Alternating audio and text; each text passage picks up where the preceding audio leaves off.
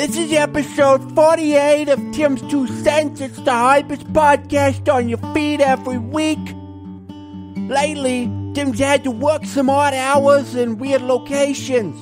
But in the end, he couldn't keep himself away from his precious listeners. That's you.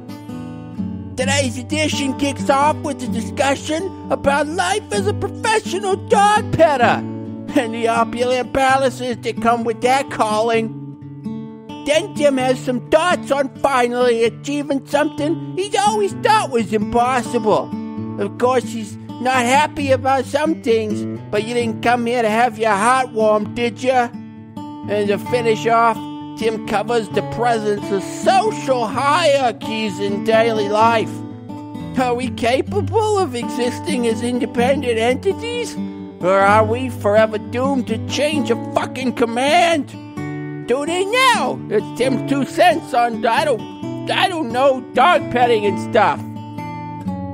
Okay, and we're going. This is episode 48 of the Tim's 2 Cents podcast. The last episode I did was quite a while ago. I'm not exactly sure what I did it on. The title was something about shut up. I do remember getting angry at people talking a lot, which isn't really anything out of the usual for me. I get... Which, I mean, especially on a podcast, it's kind of stupid to be something complaining about is how much other people talk, but I tend to do that anyway. If you've listened to this at all, you know that I have plenty of things where I'm like, definitely the reason why this is bothering me is because I do it a lot, and definitely the reason why somebody doing something is annoying to me is because I see myself doing it. Up until now, I've never been able to have that excuse for why I would get annoyed at somebody doing like affiliate programs. I am finally doing that myself, so now I can get the full experience. You can go to tim.town/clouds. I may change that URL around depending on which episode I'm doing, or it's not even a URL. I'm already straying into places where Daniel's going to be like, you fucked this up.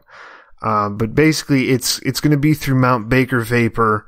That's where I've gotten all of my e-juice stuff, all of my e-cigarette stuff. I don't really particularly like going to vape shops or head shops. They normally charge a fuck ton of money and it's not that good. They're like, oh, this is home blended. And I'm like, well, you guys don't look like you've washed your hands in several years, so I don't really care about your home blended bullshit.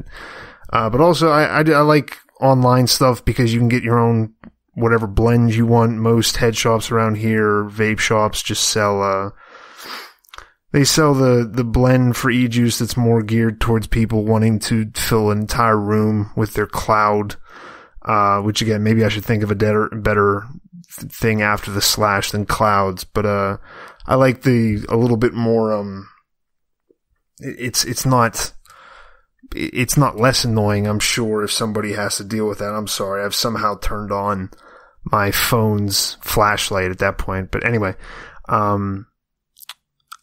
like the stuff that has a little bit more of a throat hit, a little bit more of the taste to the vape. This is so douchey. I'm so sorry. I'll get better at this, I swear. But anyway, tim.town/clouds. You can go there. They do have their own personal blends of e-juice. They make their own e-juice, which the flavors are decent.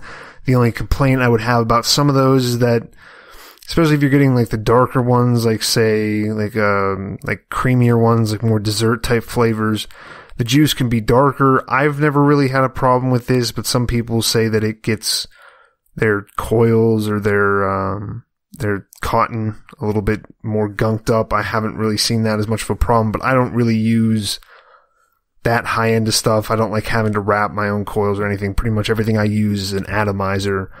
So it doesn't really affect me that much, but they also do sell the premium brands on there. Again, most of those are going to be kind of specific to a certain blend of the e-juice, but then there are other brands like Gwar, puts out their own set of vape juice, which is actually pretty decent, especially being from that band. But that stuff, it normally tends to be cleaner. It does have a little bit better of a taste, and but it's not that much more expensive, but definitely check that out. That'll kind of help me figure out who's all still listening, and also it might make me some money, so you can do that. I do need more vape stuff. I need to buy new tanks because everything is breaking. All my old stick batteries, bat-style batteries are breaking and nothing works anymore, although everything's not that terrible. And like I said, getting to this episode, I haven't done this for a while, so this is going to be a little clunky. Not that the earlier episodes were exactly smooth, but I don't know. I had this point where I stopped doing the episodes for a little bit, and then I was like, I'm going to start doing them again. I did, probably for 5 episodes.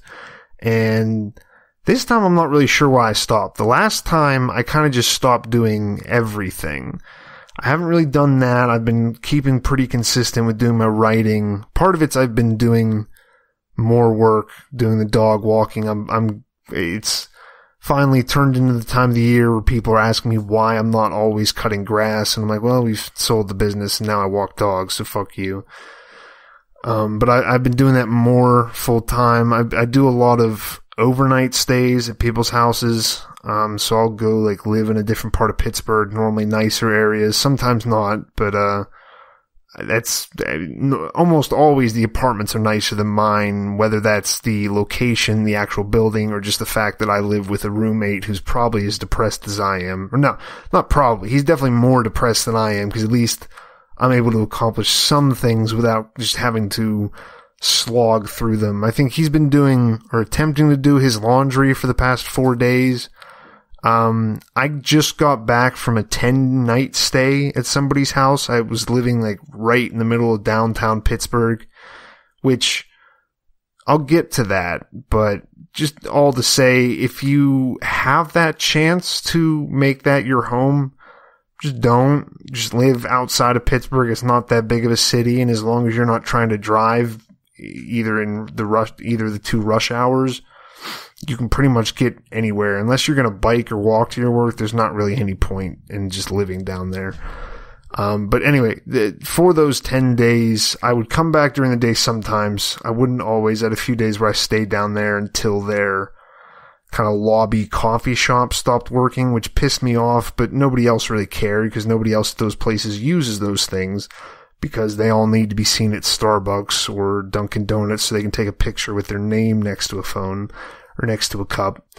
But he was doing, I'm pretty sure he was doing the same load of laundry for over a week.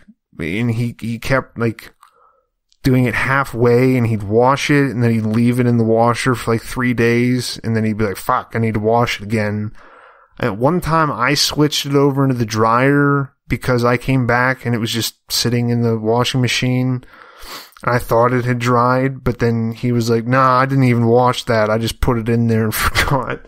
So that's what I'm living with. That's what I'm dealing with as far as motivating me for something. Also, this has to do with doing a lot of overnight stays and places where I'm kind of having to pack my own food.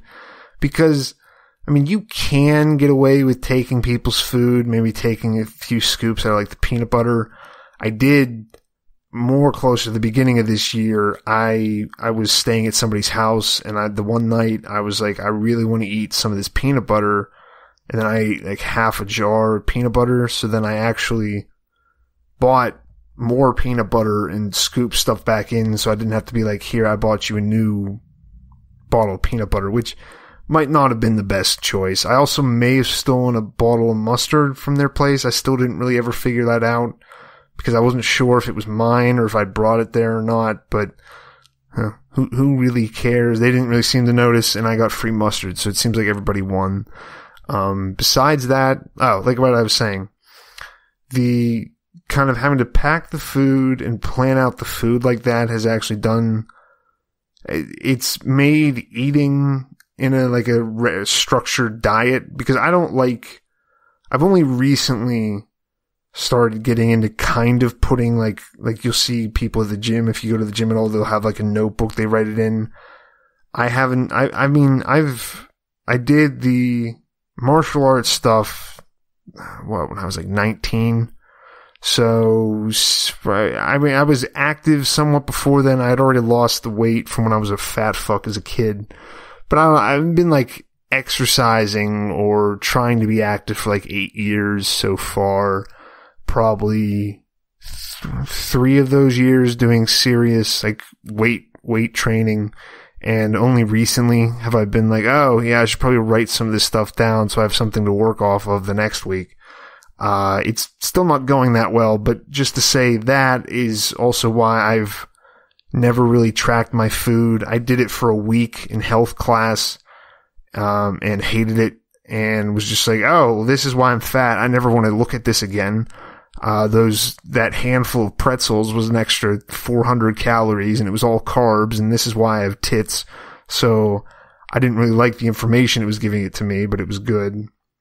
I'm still not logging the food. I'm not doing calorie tracking, even though that's so easy now. Back when I did it for school, I was like, I'd have to write it down and then look it up on the computer later. Now you have an app. I can just put everything in. You don't even have to type the full food in. You just go like banana and then it fills it in for you. But because of having to pack the stuff like that and everything, and it kind of limits my options, I've been doing pretty well with the eating. I'm pretty good about getting just the meats, vegetable, and then I'll have fruits in between. I don't even know who's listening to this for diet stuff, but if you are, good on you. I've finally been able to start getting like some kind of definition in my abs, which has been like, this isn't something to be praised or something I'm putting forward as like, oh, look at me now. I have this. It's been like not even an obsession. Cause again, like I said, apparently all I had to do was just watch what I was eating, but it's been a point of sorrow for me for quite a long time that I could not have abs. And I'd been very adamant that the reason for that was because of all the extra skin that I have from losing weight as a child, and how it would be impossible for me to have abs, and that would just in general not be something I could do because I was cursed from losing too much weight too quickly as a kid when I broke my leg. And it turns out, like most things that I make excuses about, it's not true, and all it really takes is a little bit of extra work and not being a fat fuck and just doing cardio. And I mean, I should be applying that to more parts of my life. I try to remind myself of that almost daily, that I could be doing things, and it's not like I'll make an excuse like, well, the reason why I don't want to work in an office is because I would kill myself, or I don't want to lead people because I'd be scared of the responsibility. And then I'm like, well, I mean, looks like whenever you try at things tend to go the way that you want them as long as you consistently try at them, Tim. But do whatever you want, I guess. So that's the kind of, I don't have like arguing voices in my head. I just have super aggressive or super passive aggressive bitchy voices just being like, well, yeah, no, do whatever you want, you fat. Yeah, just go be fat with the other fatties there, fat boy, fat. I just have that. Actually, it's a completely separate story. This was last year. Before I had a scale at my apartment, I was just using the scale at the gym, and there was this little, like, she kind of weirded me out for a while, and then I didn't deal with the situation well, as far as I don't know how to approach people, especially girls, in most public situations, especially if it's a public situation that I'm going to be in repeatedly. So I don't know how to like approach someone to talk to them. Or again, this is what I'm talking about. I'm like, I don't know how to do this. Just like I was like, I don't know how to diet and do cardio and get abs. It's a defense mechanism. I mean, that's a little high kind of talk for this, but obviously I could, and I could learn, and most people are not going to just automatically reject you if you just try to talk to them. They'd be like, oh, well, okay, I mean, we're kind of both at the same gym, I guess we might as well be cordial to each other. But I had it in my mind that I had to run away from this woman because she made eye contact with me and didn't automatically whip her head back away like the monster that I am. But at one point, that's a lot to say, the stupidity that is my life. I was on the scale and I was looking at myself and I was like, oh, I've gained like 3 pounds. So then I was just like, not even talking. I was just like muttering to myself, fatty, fat, fat, as I turned around with my headphones on. She was just standing there, probably so that I would be like, oh, hey, how are you? How's it going? My name's Tim. What's your name? And she was probably like, oh, I'd like to kind of, this retard over here, I want to force him to interact with me. And I was like, nope, I said fat around you, I have to leave. And I went, oh, sorry. And then walked out the door. I don't really know how I got onto that, but, blah, blah, blah, staying at people's houses, staying at people's places. Oh, the most recent one, the one where I finally figured out that I could diet well and I just had to make food and prepare food and eat like they say that you're supposed to eat if you're trying to lose weight, and do exercise like they say you're trying to do if you're trying to lose weight. But I think I'll start off on I'm not exactly sure how I want to say all this. I kind of like wrote it down one of the nights that I was staying at that apartment. It's called the Pennsylvanian. If you know Pittsburgh at all, it's in the old train station apparently. It's at the very end of Liberty across from the Greyhound bus station. It's this big, obnoxiously large apartment building there where, like, it's not expensive by, like, New York or LA kind of comparison, but in Pittsburgh, it's kind of dumb for how expensive the things are. I think the studio apartment starts at, like, $1,600. The place I was in was supposedly a 2-bedroom, but the second bedroom was more like a bathroom size, like that. And I think whenever I was looking it up, that's going for like $3,500 a month. And it's not a very big area. You're stuck right next to everybody. There's probably, I'm trying to remember if I count, I think there were like 40 to 45 rooms on each floor, 12 floors. And you have this real shitty underground parking where, again, looking online, everybody's just complaining about leaking pipes, corroding the paint on their cars, and apparently the apartment complex or apartment staff doesn't really do anything about that. The door people were kind of just confused the entire time. I had a fob entrance key, so that saved me a lot of trouble. But quite a bit of my time was just spent trying to find parking because I didn't get a dedicated parking pass because I feel like the people I was watching for just didn't have a car. I wasn't really sure though. They were kind of they weren't weird. I mean, they were weird. Yeah. I don't really know how else to say. They were definitely weird. They were nice. There was a little bit too much Harry Potter themed things in their house for my liking. The animals, several of the animals had names from that series, and then in a bookcase upstairs, I found I found the entire series of Harry Potter. I found illustrated versions. I found different translations of the books. Kind of stuff like that. Like just very, very millennial artsy, because the other stuff they would have like collages for vacations they went on. And I know like half of my annoyance and stuff like that is just like, well, how dare these people be happy and in love and they're married, these pieces of shit. But it's just kind of weird sometimes with these, because it seems like there's almost this desperation at trying to seem like you're holding things together. Now again, maybe that's me projecting on these people, but it does seem like there's quite a bit of effort put into seeming free and kind of spontaneous, and we don't take things too seriously. But which I don't particularly go for, but whatever. If you like that, I don't know. I probably wouldn't like you, but you can do whatever you want, I guess. But just living in that kind of an area, I could see over a long period of time, it would get super weird. I didn't really interact with a ton of the people. I would have to interact with the people getting stuck in the elevators. All I could really do in those elevators was just like, yeah, these take a long time, don't they? Because they were slow, and it seemed like the doors would stay open random times and just wouldn't close. It's a pretty old building.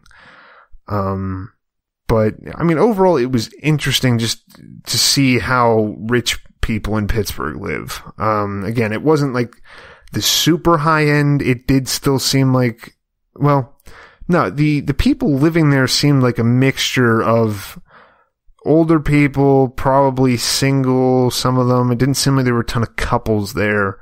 But young people, definitely couples, and then a lot of kids where they're going to try to act like their nursing job pays for this place, but you're like, your parents are definitely paying for something in your life to let you be able to afford this, because there's no, I don't know what, Pittsburgh does not produce anything of value worth paying any of these people enough money to live there. I'll say that right off the bat. Going down there and having to deal with traffic. Also, I realized another thing, the amount of bike lanes in Pittsburgh for a city that is so fat and so small at the same time is pretty ridiculous. There's entire streets that have been made one-way streets so that there can be two-way bicycle traffic for a city where nobody bikes. There's like, people bike when it's sunny out and they want to go out and be like, I'm going to get some exercise before I then go drink 4 craft beers and have a Permanis sandwich with fucking French fries on it. But again, maybe I'm just angry at other people for being able to enjoy things that I can't, like bike riding. And that, I mean, that's a completely choice. I don't have any kind of excuse for why I can't go bike riding besides that it's dumb, and I'll leave it at that. But living there kind of didn't really expose me to anything new, but that's kind of what I want to talk about, because just with the groups that I would see, and this kind of made something click in my head that I've noticed in all kinds of groups, and it's, I think, one of the biggest points where I differ with a lot of the people around me, where a lot of people that you talk to in general will kind of talk about how oppressive society is, or how negative certain groups in society are towards others, and how they try to control them, or they try to push them in a certain way. They try to control what they're allowed to do with their own bodies and all this stuff. But one thing I have noticed, just from whether it's in a marriage, whether it's a group of friends, whether it's just kind of people that have just met each other and kind of have to at least stand around in an elevator, there's no real way to get rid of social hierarchies, unless you're talking about somehow over years kind of wearing that out of people and trying to teach that out of them. Maybe. I don't know enough about science to say if that's possible or not, but I would lean towards it not being. They seem pretty inherent in us. And what I mean by social hierarchies is just somebody is always in control. There's always somebody that is, like, you're not going to normally find somebody in polite society who's just like, you shut up and you do what I say. But there's definitely personalities that are either more predisposed to leading, or also just sometimes they get this way by just being overbearing. And their kind of overbearingness and kind of need to be involved with people then just kind of becomes, they kind of like in your group of friends, like, who's the person that gets people together? And is that somebody are they doing that out of like, oh, hey, let's all kind of meet up together? Or is that somebody who kind of calls each person each individually and goes, oh, hey, how are you doing? What are you doing? I've really missed you. We should really hang out with this person, this person, this person. So it's not necessarily even in an outright attempt at leadership, at least I don't think, although that's very common as well. But there's always a social hierarchy in whatever group, and this, like, roommates are a very good example, like, in different places you've lived. There is like a top person in that, whether it's male or female. There is like a top alpha bitch. I'll mix those terms together, so just to say that it is everybody. There's somebody who kind of runs things, and if that, one, I've never seen groups where that isn't true. Obviously, I think most people like me would like to believe that their group isn't that. And I would still argue that most of the people I hang out with, because there's definitely people that I hang out with where I'm just like, I don't want to be here, but I kind of have to deal with you just because of where I am. But if I'm with like people that I actually feel comfortable around and enjoy and have fun with, I want to be able to say like, oh no, we're all definitely just equals. But I think the difference is that we all kind of, we all kind of take turns with it, and not in a sense of like, well, what are you going to do? What do you want to do today? And today is your day because we all voted that we're going to differentiate the days up. But we all have enough of I want to do this in us that the person who kind of cares the most about any given situation is probably going to win out. And the other people aren't so like petty to think that they should die on this hill over something they really don't give that much of a shit about. That, again, seems to be very rare in people. Most of the groups I see, whether it's my family or if I see couples or if I go into people's houses and I have to meet the couples, or if I go wherever and I meet groups, there's always a chain of command. There's always some kind of a social hierarchy of whose say gets the most. And normally, because I don't know if it's our society or whatever that means, it's again probably too high-minded for whatever I'm saying. But it's not the kind of typical alpha bully, like, no, we're going to do what I want. It's the person who gets the best at being like, well, don't you want to have fun? I always have the most fun. You never want to have fun. Why don't you ever want to have fun with me? And it's that person that ends up being the one who controls most of the shit. And those people are the kind of ones that are the most annoying to me. Those ones are the ones that are like, dude, if you want to run things, then at least just come out and say that. Don't do this little bullshit of like, well, whenever I run things, they go well, but I don't want to force my will on anybody. It's like, just shut up and just tell people what to do. At least have the balls to be the balls, or just to tell people what you want, and that you are confident enough in what you want that you think you should be able to do with their time what you want, and that they should give over their time to you. Yeah, what else do I have written down? Pretty much everything I already said. I had some notes on like how to break out of this if you're in some kind of a social situation like this. Again, if you've listened to this episode or this podcast before, you'll know that I kind of give half-assed answers to a mostly like 90% podcast or 90% of the podcast is normally questions. And like, well, why are these people dumb? And why is this dumb? And why is this dumb? And why are you so stupid? And then I give an answer that's kind of doesn't really answer most of the questions, but then I go, but I don't really know.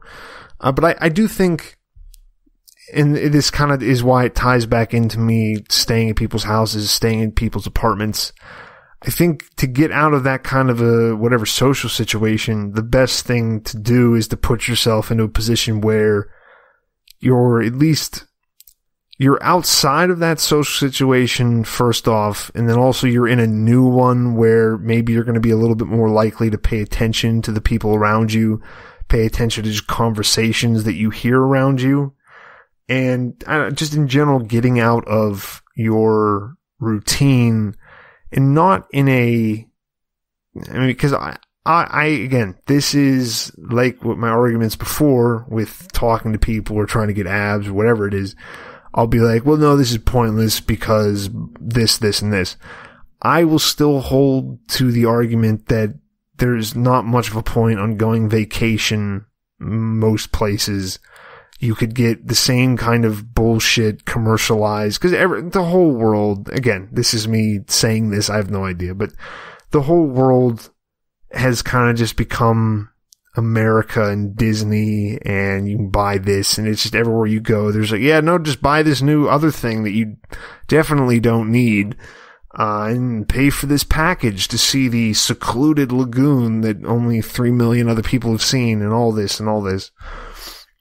And I mean, if you can go someplace to relax and be private, I understand that. If you can go someplace for like a view, do that as well. Definitely go someplace tropical, go sun yourself, go out there, do some push-ups on the beach, get a kettlebell and whip it around and throw it at Caribbean townies. I don't know what you call them.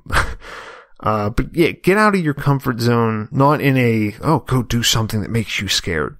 But if you're going to take a vacation, or just even if it's just like a weekend, go drive up to like a state over or a city over, rent a hotel, rent a shitty motel, and then go walk down to the nearest bar and then watch the regular people interact and watch how they kind of make their decisions and how their conversations go and like who plays off of who. But yeah, you definitely don't have to go on like a big serious vacation. If you don't want to, if you could, like I said, you could just do like a weekend thing. You could do a day thing and go stay in an Airbnb. Or you could do like what I do, somehow find a job where you go watch people's houses. Or you just go on like a full week vacation, call off of work or take time off of work, and then just get a nice apartment someplace with Airbnb. Or, I've done that in Toronto too, where you do like a condo. It's not a hotel, it's an apartment. You do an Airbnb out of it. They're not really supposed to do it, but as long as you don't go up to the front desk and go, hello, I am a guest of Airbnb of this, this, and this, then everybody's fine with it. But do that. Go live in like that kind of insular of a world. Use the lobby coffee machine. Go to the fitness room that nobody ever uses. And then, I don't know, just wander around. If you like writing, write. If you like reading, read. If you like just looking at your laptop, go do that. But do it in a semi-public area in that space. And then you can kind of watch people walk through. Because when you're living in one of those things, the same way if you're living in any apartment building or living in a neighborhood, you kind of get this insular view of everything that we care about, everybody else cares about, definitely. And then these problems that, like, literally a building over nobody has ever heard of or has ever cared about seem much more important than anybody else would give them credit for. And, you know, it's not strange when you start to look at it. It actually makes a lot of sense. But I think it's a worthwhile exercise to do, to just show yourself that there is something different, to show yourself that your kind of ideas about things and your perception of things, I think more importantly, are very dependent on your surroundings, and they're very dependent on especially the people you surround yourself with and the thoughts that they bring in. But it's nice to be an outsider then, and I think if you are a good outsider, you'll be able to use what you can see from there to then kind of look at your own life and be like, well, okay, this person does this a lot, and they don't know that they're probably just kind of giving in to this person. But like, well, do I give in to people, or do I give in to them in this certain way, or do I give in to them in a different way? And just use that as a way to kind of reframe shit in your life, and then see if you can get a better view of that, or not even a better view, just a different view. Because the more differing views, it doesn't matter which one's correct, because it's a view. Most of those views, anytime you're considering the view, it's going to be skewed by your mind.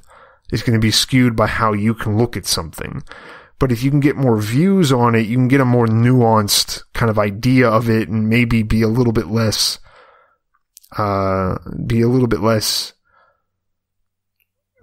what's the word I'm looking for? Be a little bit less certain in your kind of snap judgment. Not that I want to like discourage going with your instinct or anything like that, but an instinct can give you that first little bit, but then you do, if it's not like a threat immediately, if it's not something like that, at least not an outward threat, you can't really snap and just be all of a sudden just like punch somebody in the face because you're like, I know they're going to try to steal my time. Believe me, I wish it worked that way because the world would be a better place, because I'm not as worried about people who are outward with their aggressions toward me. I don't have that many of those people. I'm much more worried about the people who are just like, well, why don't you want to come spend time with me? It's like, because you're lonely and I don't want to be lonely with you. That's the only reason why you want to spend time with anybody, is because you want to be lonely with them. Anyway, that's the episode for this week for what that is. I guess I'll kind of just have to leave this. This is definitely a long one. I didn't think I'd get through all this, but I guess I spent quite a bit of time doing a little ad for Mount Baker Vapor at the beginning. But again, check them out. If you want to get any discounts, go to tim.town/clouds. You can go through there, get all your juice, get all your e-cigarettes, get all your atomizers, get all your Mount Baker Vapor, which I need a better kind of referral program with them. I think if nothing else, just because of my own last name being Baker, it kind of fits a little bit too well for me not to be making more money. But that also just let me know who's all listening, who still cares, and just to see if I should even still be doing this, or if I should just kind of use this time to record more of what I'm writing. Not that I'm putting that out right now anyway. But anyway, thanks for listening. Again, check out tim.town/clouds. And look for the new episode. Look for eventually me putting out the story in audio form. I do have it all recorded. And look out for new things. Thanks again. Have a good night. Bye.